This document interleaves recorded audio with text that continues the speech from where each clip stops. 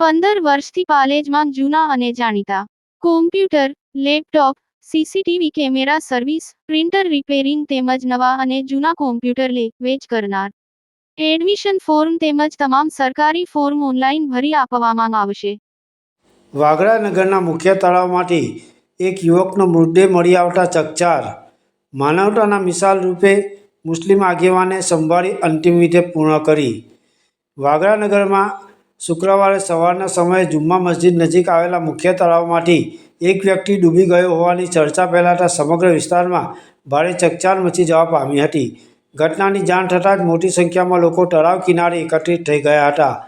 શરૂઆતમાં ડૂબી ગયેલી વ્યક્તિ કોણ છે તે અંગે કોઈ ભાર મળી ન હોવાથી લોકોમાં ઉત્સુકતા અને ચિંતા બંને જોવા મળી હતી. તળાવના કિનારે પડેલી ચપ્પલની જોડી મળતા ડૂબી જવાની આશંકા વધુ મજબૂત બની હતી.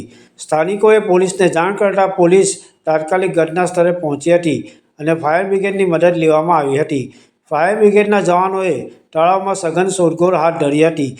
લાંબી શોધખોળ બાદ તળાવમાંથી એક મૃતદેહ બહાર કાઢવામાં આવ્યો હતો. તપાસ દરમિયાન મૃતકની ઓળખ વાગરાની નવી નગરી વિસ્તારમાં રહેતા નગીન ખોડા રાઠોડ તરીકે થઈ હતી. મૃતદેહ મળી આવતા પરિવારજનો અને ઓળખીતાઓમાં શોકની લાગણી છવાઈ ગઈ હતી.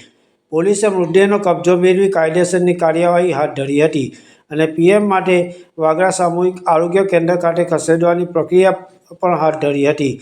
પ્રાથમિક રીતે આ બનાવ ડૂબી જવાથી થયેલા મૃત્યુનો હોવાનું માનવામાં આવી રહ્યું છે.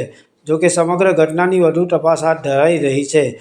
ઘટનાની વચ્ચે માનવતા અને સામાજિક સૌહાર્દનું એક સુંદર દ્રશ્ય પણ સામે આવ્યું હતું. સ્થાનિક મુસ્લિમ આગેવાન ઝુલ્ફિકાર દસુએ મૃતકના પરિવારની પરિસ્થિતિને ધ્યાનમાં રાખીને અંતિમ વિધિની તમામ જવાબદારી પોતાના માથે લીધી હોવાનું જાણવા મળ્યું હતું. તેઓના આ સંવેદનશીલ અને માનવતાભર્યા નિર્ણયને સમાજના વિવિધ વર્ગોએ બિરદાવ્યો હતો.